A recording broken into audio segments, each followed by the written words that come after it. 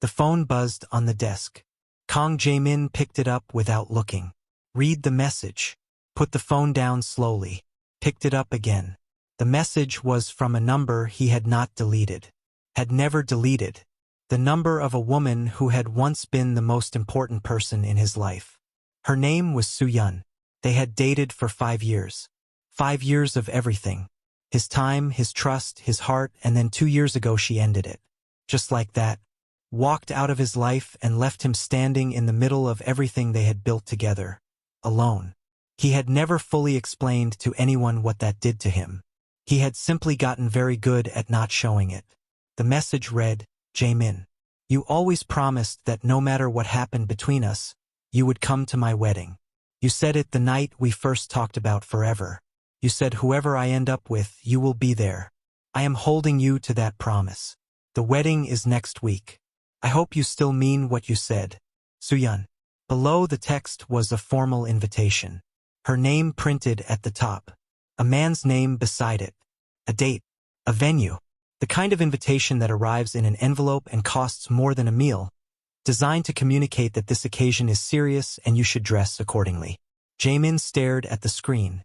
Then he put the phone down. Stood up. Walked to the window. Stood there for a long moment looking at the city below. The city that belonged to him in every way that mattered. The city that arranged itself around him whenever he moved through it. He turned around and swept the phone off the desk. It hit the floor. The screen cracked on impact and the phone slid across the marble and came to rest near the far wall. Face down. His people heard it from the corridor. 2 of them appeared at the door within seconds. Both of them experienced enough to move toward a sound before they understood it. Everything all right? Jae-min looked at them. Fine. They looked at the phone on the floor. Then at him. Get me a new phone. They looked at each other. Then at the broken phone. Then at him again. Yes, sir. One of them moved toward the phone to collect it. Leave it, Jae-min said. They left it. After they went, Jae-min sat back down at his desk. Looked at the cracked phone on the floor. Looked at it for a long time. His hands flat on the desk. His face showing nothing. Then he said, without raising his voice, to the man still standing near the door, Send Leah in. Leah knocked once. She did not wait long before opening the door and stepping inside. Her eyes went immediately, the way they always did, to the thing in the room that was different from how she left it. That was the first thing she always did when she walked into a space, and it had served her well in 2 years of working beside a man whose spaces had a way of changing without warning. The broken phone on the floor. Then to Jae-min. He was sitting behind his desk. Jacket still on, which meant he had not moved since he arrived. Hands flat on the table. Looking at her with the expression of a man who had been sitting with something heavy for long enough that he had stopped pretending it was not heavy. She had worked beside him for 2 years. She knew his office better than her own apartment. She knew which chair he sat in during difficult calls.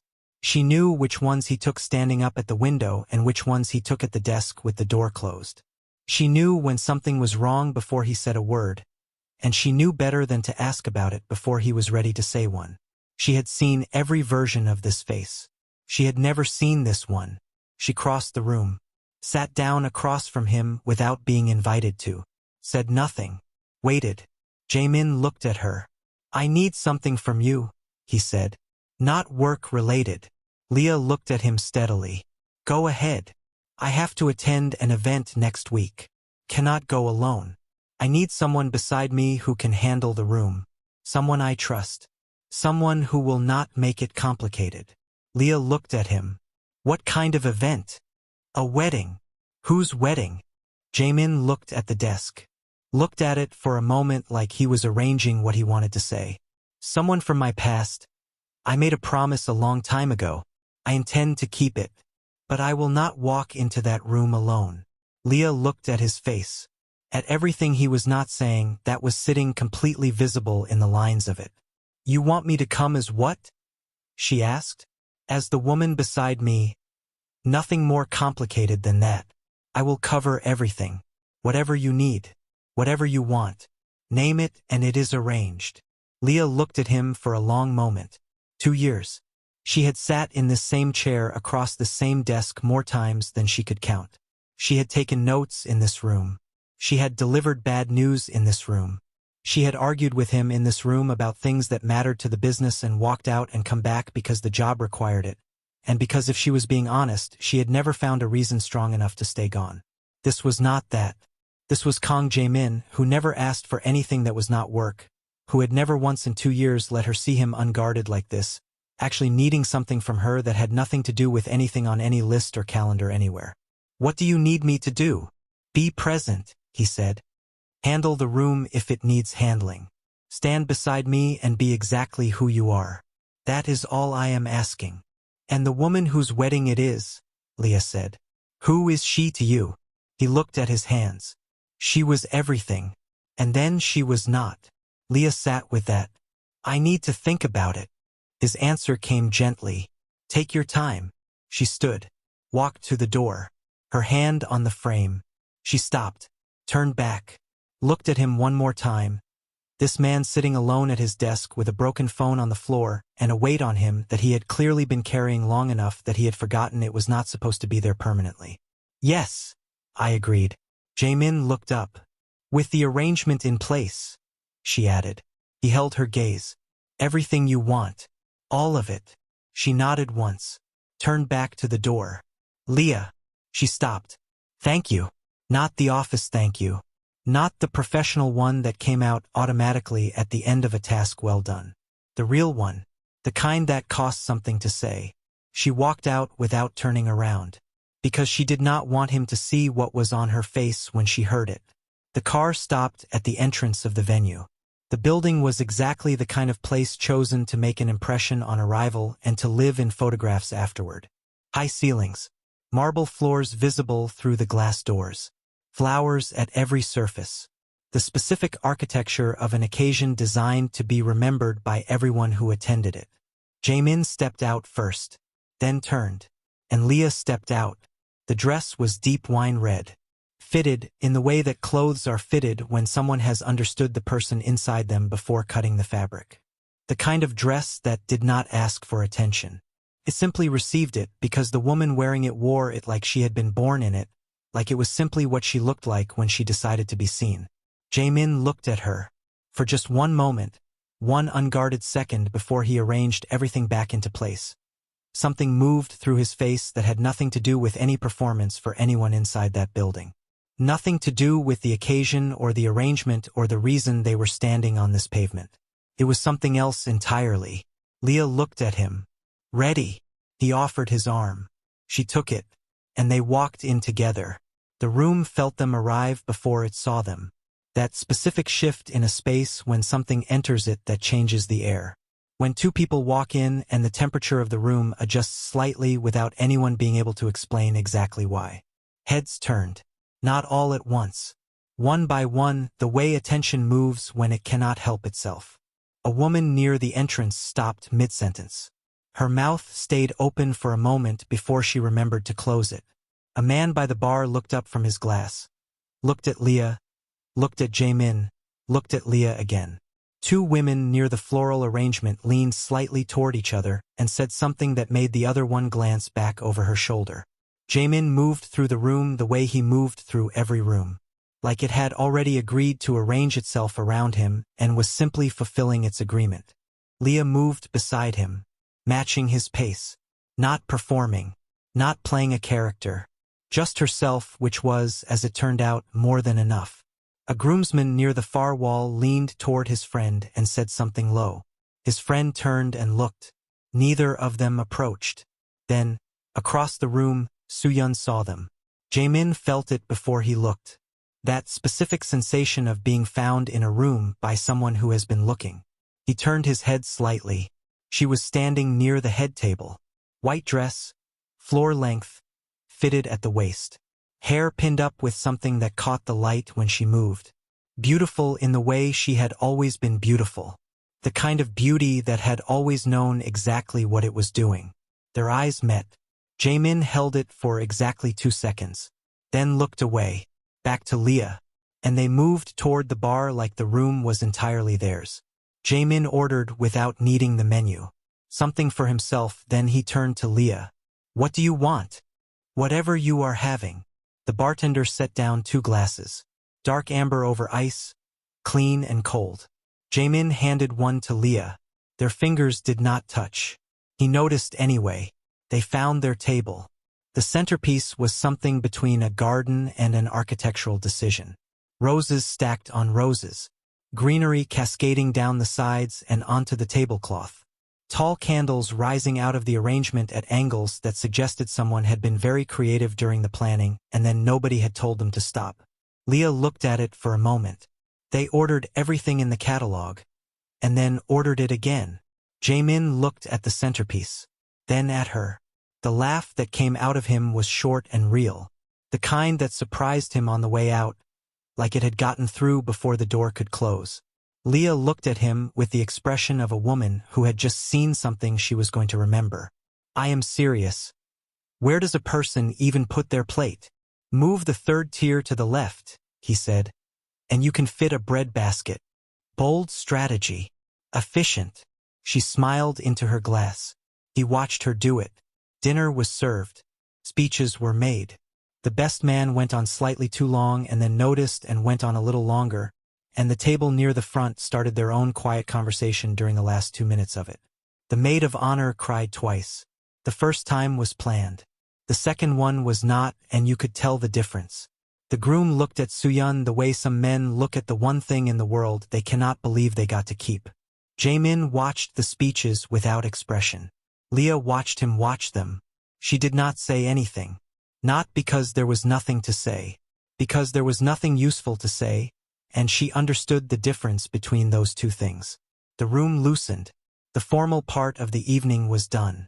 People were moving and talking, and the energy had shifted from occasion to party. The band moved from the ceremonial into something people could actually move to.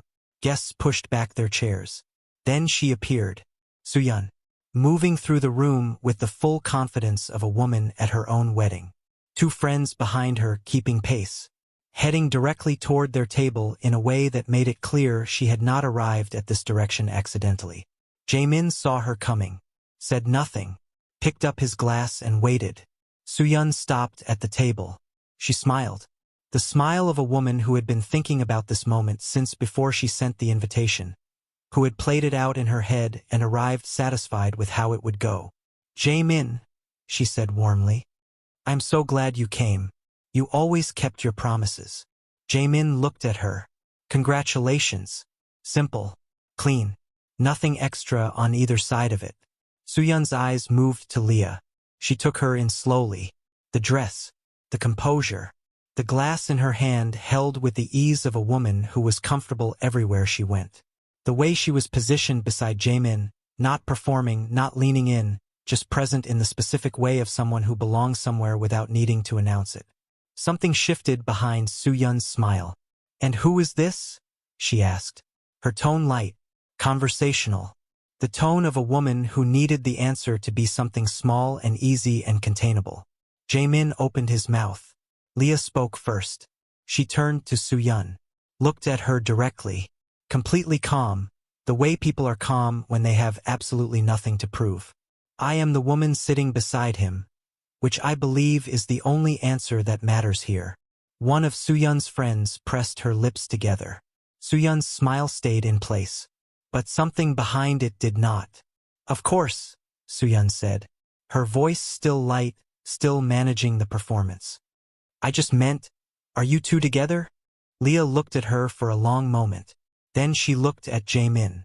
The look of a woman who had just decided exactly what she was going to do and was letting him see the decision before she made it. Then she looked back at Soo-yeon. You invited him to your wedding, Leah said quietly. To the wedding of a man who is not him. And the first thing you do when you see him is come to his table. She tilted her head very slightly. To ask about the woman beside him. She smiled. Warm. Composed. I think the more interesting question is not who I am, but why the answer matters so much to you. Her voice stayed even and pleasant. Tonight of all nights. The surrounding tables had gone very still. Soo-yeon's smile was frozen. Her 2 friends were both looking at the tablecloth. Jae-min picked up his glass, took a slow sip, said absolutely nothing, because nothing he could have added would have been better than what had already been said, and he understood that completely. "Enjoy your evening," Leah said warmly. "Congratulations on your wedding." Soo-yeon looked at her for one more moment, long enough for everyone nearby to feel the weight of it. Then she turned and walked away. Her two friends followed without looking back. Jae-min set his glass down, looked at Leah. She looked back at him. "The centerpiece is still terrible." He laughed. Again. The real one. And this time he did not try to stop it, and it came out fully, and he let it. Then the music changed. Slower now.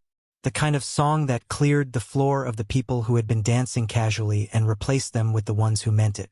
Jae-min looked at Leah. She looked back at him. He stood up, held out his hand. She looked at his hand, then at his face. She took it. They moved onto the floor together. His hand at the small of her back. Her hand in his. The appropriate distance between two people who were there under an arrangement and both understood what that meant. For about 30 seconds. Then the song did what slow songs do. The distance became less appropriate, and neither of them moved to correct it. His hand at her back drew her slightly closer. Not dramatically, just closer, the way it happens when you stop reminding yourself not to let it happen. She did not pull back. They were not looking at each other, both looking forward. The way people do when looking directly would say everything they are not ready to say. Then Leah felt it. That specific feeling of being watched by someone who is not watching out of admiration or entertainment. The feeling of being studied. She glanced to the side without moving her head. Soo-yeon, standing at the edge of the floor, glass in hand, eyes fixed on them, on Jae-min's hand at Leah's back, on how close they were standing, on Leah's hand in his, on all of it, taking in all of it, and not doing a very good job of hiding what it was doing to her. Leah looked forward again, and made a decision. She pulled back just slightly, just enough to look up at him. Jae-min looked down at her. She held his gaze. And then, with complete and quiet confidence, she moved fully into the dance. Her weight into him, her head tilted back slightly, moving with him the way a woman moves when she has decided, clearly and with full awareness, to stop being careful. Jae-min felt the shift, looked at her. Then, without quite deciding to, he moved with her properly. Led her, turned her. The two of them moving like they had done this before. Like this floor and this song and this space had always been theirs. The people nearest them slowed, then stopped. Then someone started to clap. Then another. Then the floor around them was watching and clapping, and the two of them were the only ones still moving, and neither of them stopped because neither of them wanted to. Leah was smiling. Not at the room. Not at the people watching. Not at the occasion. At him. Jae-min looked at her smiling face and forgot, completely and without any effort at all, every single reason he had ever had for protecting himself from exactly this. At the edge of the floor, Soo-yeon's glass was very still in her hand. Her husband was beside her talking about something she was not hearing. Her eyes were on Jae-min, on the woman in his arms, on the room that was clapping for them, on the specific thing on his face that she had never, not once, in all the years they were together, put there. She had invited him because she thought it would be simple, a kept promise, a controlled moment, something that would confirm what she already believed about the two of them, which was that there was nothing left. She understood now. There was something. There had always been something. And whatever it was, she had no one to blame for being there to witness it but herself. They left before the evening ended. Not dramatically. Not in a way that announced itself. They had simply given what the occasion required, and there was nothing left in that room that required them to stay in it. The car was quiet. The city moved past the windows. Lights and motion and the particular restlessness of a city at night that never completely settles. Leah looked at her window. Jae-min looked forward. Neither of them spoke. Not because anything was uncomfortable. Because things were full. There is a difference between a silence that needs filling and one that does not. Then his phone lit up on the seat. Jae-min looked at it. Read the message. Then, without a word, he picked it up and turned it toward Leah. She read it. Jae-min, I hope you enjoyed tonight. My husband is everything you never were. Successful. Present. Actually mine. So congratulations on your loss. But that woman you brought, the way she spoke to me, I want you to know I do not forget things like that. Tell her to watch herself. You both made your little statement tonight. I made mine 3 months ago when I chose better. Enjoy whatever this is, while it lasts. Soo-yeon. Leah read to the end. Handed the phone back. Said nothing. Jae-min put the phone face down on the seat between them. The city kept moving. Then his voice softened. She traumatized me. His voice was different. Not the office voice. Not the voice he used in the room when the room needed to feel something specific. Just his voice in a car in the dark saying something true. Leah looked at him. When we were together, he continued. She made me believe that what I felt was always too much. That I wanted too much. That loving someone the way I loved her was a problem. Something to be embarrassed by. Something to be managed so it did not inconvenience the person on the receiving end. He kept his eyes forward. And when she left, she did not just leave. She left in a way that was designed to make me feel like everything I had given her was evidence of something deficient in me. Like my investment in her was a liability I had failed to see. A pause. I have not let myself. He stopped. Looked at his hands. Started again. I got very good at not letting anything start. Because I made a decision that the feeling of it ending was not something I was willing to experience again. And the most reliable way not to experience it ending was to ensure it never began. The car slowed at a light. Tonight, his voice quieter now, was the first time in a very long time that I forgot I had made that decision. Leah looked at him. He did not look back. But the honesty of what he had just said was sitting in the car between them, and it was not going anywhere, and they both knew it. Jae-min got home. He walked through the house without turning on more lights than he needed. Sat down in the chair by the window. Did not pour a drink. Did not turn on anything. Just sat in the quiet of his house and let the evening settle around him. He thought about the centerpiece. Her laugh at the centerpiece. The way it had come out of her without effort and how he had heard it and felt something shift in his chest without knowing what it was. He thought about the dance floor. How she had looked up at him and made a decision and moved into him, and how he had felt her do it and had moved with her before he had thought about whether to. He thought about the car. What he had said in it. How easily it had come out. How he had not planned any of it and had said all of it because she was sitting there in the dark looking at him like she could hold whatever he was carrying, and he had believed her.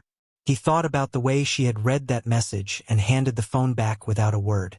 Because she had understood, without being told, that he did not need anyone's opinion about it. He needed someone to simply see it and say nothing. He had needed exactly that, and she had known it before he had. He sat with all of it for a long time. Then he went to bed. And for the first time in longer than he could measure with any precision, he fell asleep without spending 20 minutes going back through the day in his head looking for what he could have done differently. He just closed his eyes. Like a man who had put something down that he had been carrying for years without realizing how much of his energy it was consuming. Like a man who had suddenly discovered what his hands felt like empty and found that it was, unexpectedly, a relief. The next morning, Leah was at her desk. Papers in front of her that she was not reading. Coffee beside her that she had poured and forgotten. Her phone rang. She looked at the screen. She stood up. Looked at the door. Looked at the window. Crossed to the far side of the room the way people do when they want to be certain of their privacy before they speak. She picked up. "Tell me everything," B said immediately. Leah sat down on the sofa near the window. "How do you even know anything happened?" "You went to a wedding with your boss," B said. "In that dress. I need every single detail in order starting from the moment you stepped out of the car." Leah laughed. "It was," she stopped. "It was not what I expected." "What does that mean?" "It means that I have worked beside this man for 2 years. I know how he takes his coffee. I know which calls he takes standing up and which ones he takes sitting down with the door closed. I can read his mood before he has said a single word to anyone in the morning. I thought I knew who he was. And And last night he looked at me when I stepped out of the car. Just for a second. Before he caught himself. She paused. Like he had never seen me before. Like I was something he was encountering for the first time. And I felt it, B. I felt it completely. B made a sound. Tell me about the dancing. Leah pressed her hand over her eyes. He held me like he forgot we were performing. Like he forgot there was a reason we were there. Like it was just us on a floor somewhere, and there was nowhere either of us was supposed to be. She shook her head. And there is an ex. She came to the table. She was not friendly. What did you do? I handled it. How? I asked her, in front of her friends, why the woman beside him was such an interesting question at her own wedding. He went quiet for a moment. Then said, You did not. I kept my voice warm the whole time, Leah said. I was very polite. Leah, I know. So what does this mean? He said. What happens now?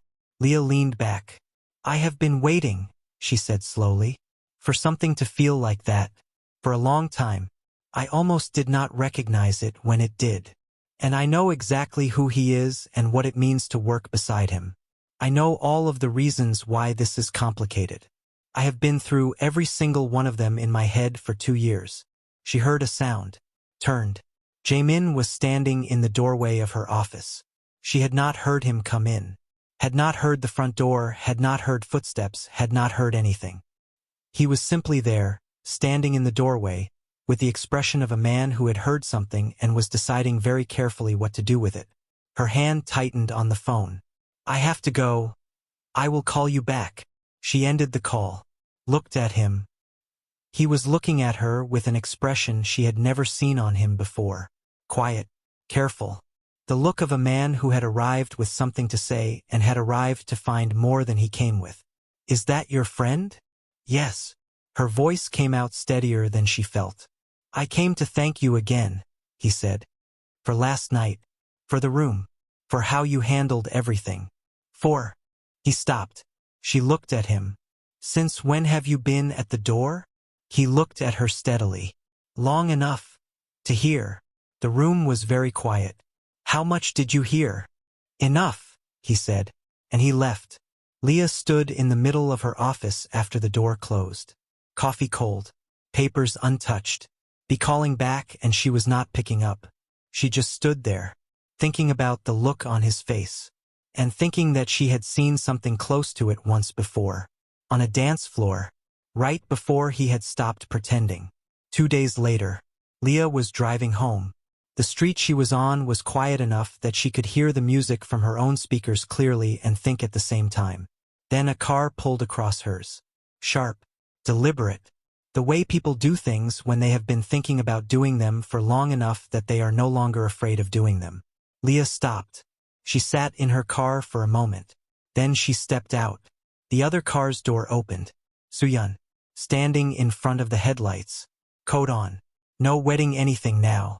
Just a woman with her jaw set and her eyes carrying the weight of something that had been sitting in her since the night of the wedding and had finally reached the point where sitting was no longer possible. I know who you are, Soo-yeon said. Leah looked at her. Said nothing. You are not just his assistant, Soo-yeon said. I am not a fool. The way he looked at you. The dancing. The way his hand was at your back. The way he moved with you. He was never like that. Not in all the time we were together. Leah looked at her steadily. The only thing I need from you right now, her voice completely level, is to move your car from in front of mine. Soo-yeon's eyes narrowed.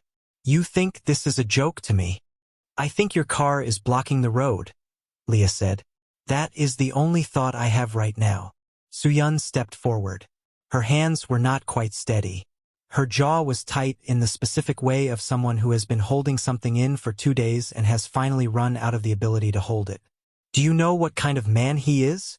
Soo-yeon said. Do you know what world you are walking into? I was there. I know what it costs. I know what he asks of the people around him and what happens when he does not get it. You left him, Leah said calmly. He did not cost you anything. You made a choice, and then you invited him to watch you execute it. And now you are here on a road in the dark talking to the woman beside him instead of being home with your husband. She looked at her. I think we both know what that means. Soo-yeon went still. Then her hand came up. Fast. The hand of a woman who was no longer calculating. Leah caught her wrist. Held it. Looked at her directly. If you try that again, Leah said, quiet and completely certain, you will regret it. I am not saying that to threaten you. I am saying it because it is true and you deserve to have it before it happens rather than after. She released the wrist. Stepped back.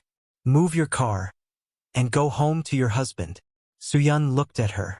The fight in her face was still present. But underneath it, something else. Something that looked less like anger and more like the thing anger sits on top of when it has nowhere useful to go. She got back in her car. The engine started. She moved it. Leah watched the tail lights disappear around the corner. Then got back in her own car. Sat with her hands on the wheel. Looked at the empty road ahead. Then picked up her phone and dialed. It rang once. Jae-min picked up on the second ring. I need to tell you something that happened. She told him everything. The car on the road.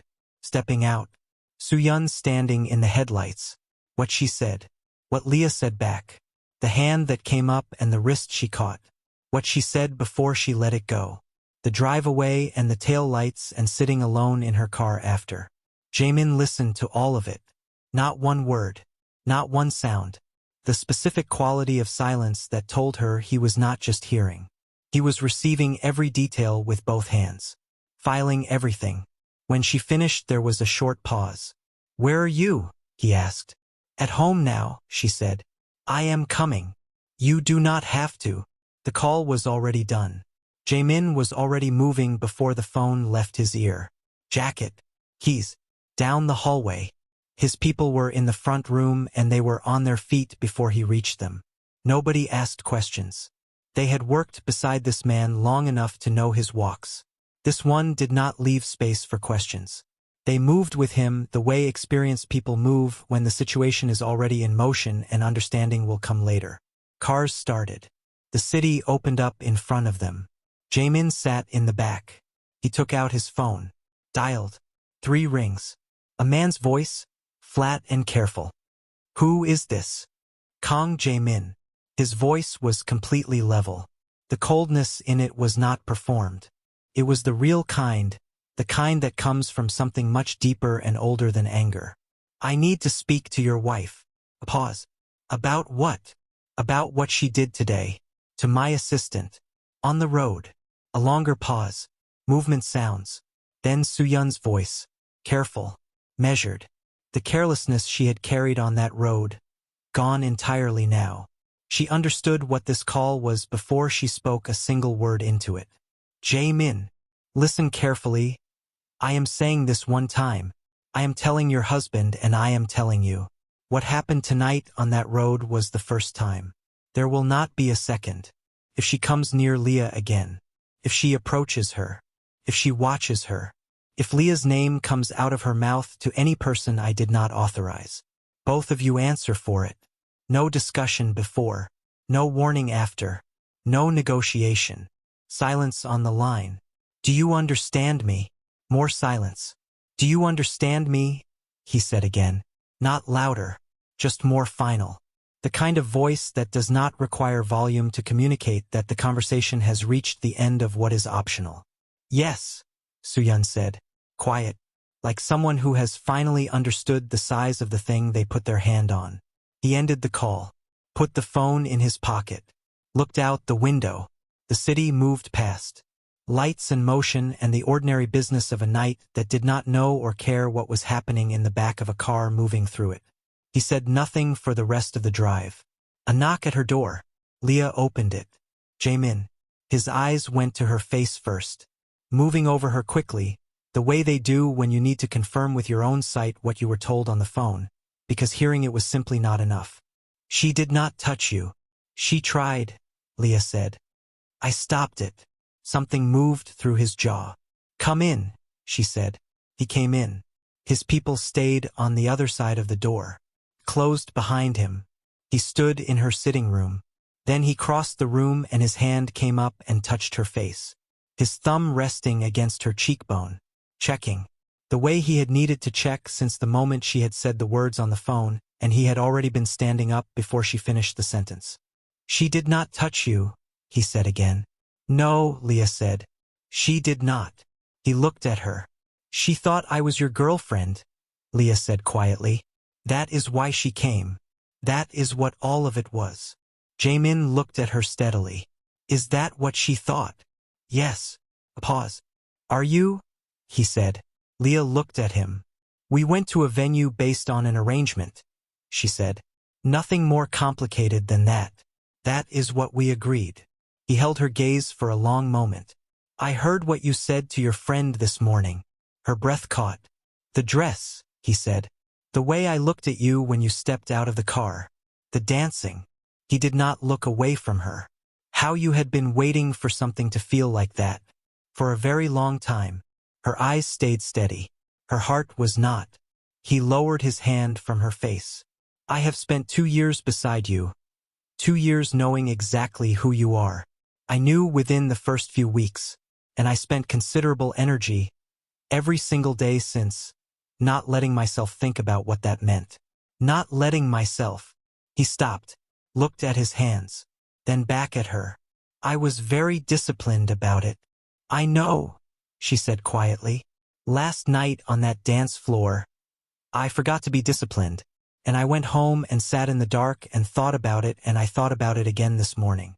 And I came here this evening intending to say something, and then I heard you say what you said on the phone before you knew I was standing there." He looked at her completely. "And I do not want to remember how to be disciplined about this. Not anymore. Not about you." Leah looked at him.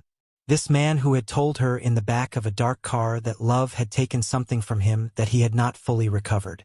Who had laughed at a terrible centerpiece like someone who had forgotten he was allowed to find things funny. Who had held her on a dance floor without any protection between him and the feeling of it.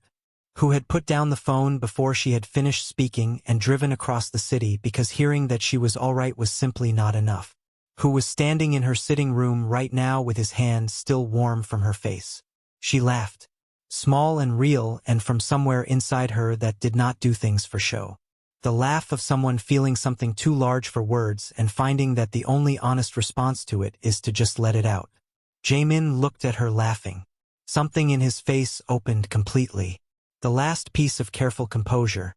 The thing he had been holding in place since she stepped out of the car in that dress on the night of the wedding. Let go entirely. He held out his arm. Not an office gesture. Not anything from the world they had built together between a desk and a chair and 2 years of professional mornings. An invitation. Simple and direct and meaning only one thing. She looked at it, then stepped forward into him. His arms came around her. Her face against his chest. His chin on top of her head. Holding her the way he had held her on the dance floor, except now there was no room to perform for, no arrangement covering them. No reason for any of it except the one that had been building quietly between two people who had spent 2 years being very disciplined about not acknowledging it. He held her. She let him. Then his phone rang. He did not move. It rang again. He reached for it with one arm and kept the other around her and looked at the screen. "Suyun." He put it on speaker. Held it where they could both hear. Her voice came through, crying. Not the kind people perform when they need something. The real kind.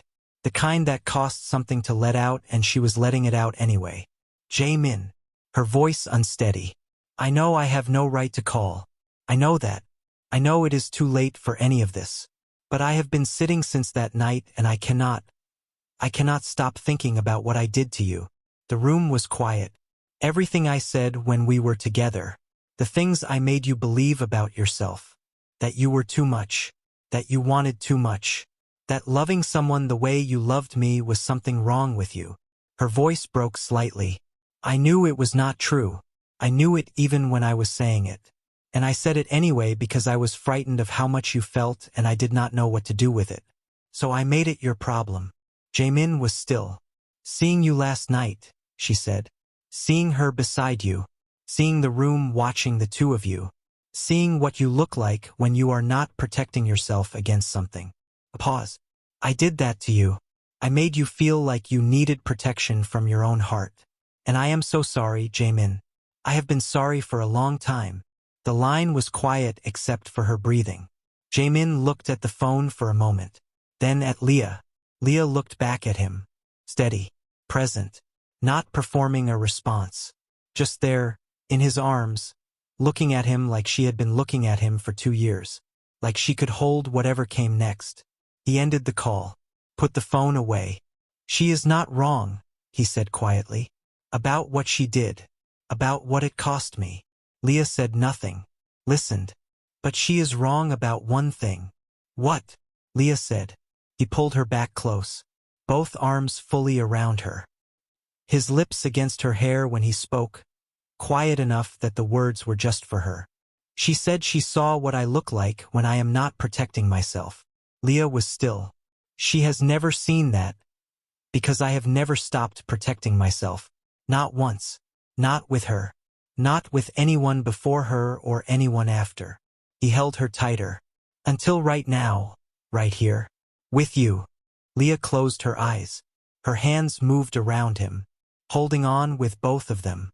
Holding on the way you hold on to something you waited for long enough that you are not entirely sure it is real until your hands are actually on it.